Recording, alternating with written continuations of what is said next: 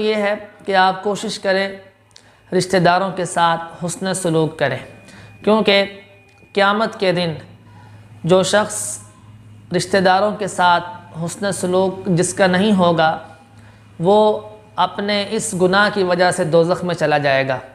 اور اگر آدمی جتنا مرضی گنہگار ہو لیکن اس نے اپنے رشتہ داروں کے ساتھ حسن سلوک کیا ہوگا تو اللہ تعالیٰ اس کو جنت میں ضرور داخل کریں گے۔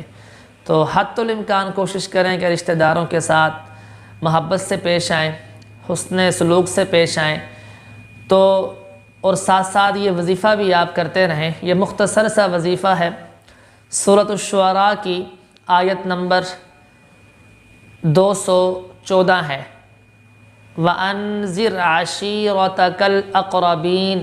اس آیت مبارکہ کو آپ روزانہ 11 مرتبہ پڑھ کر اللہ سے دعا کریں کہ یا اللہ اس وظیفے کی برکت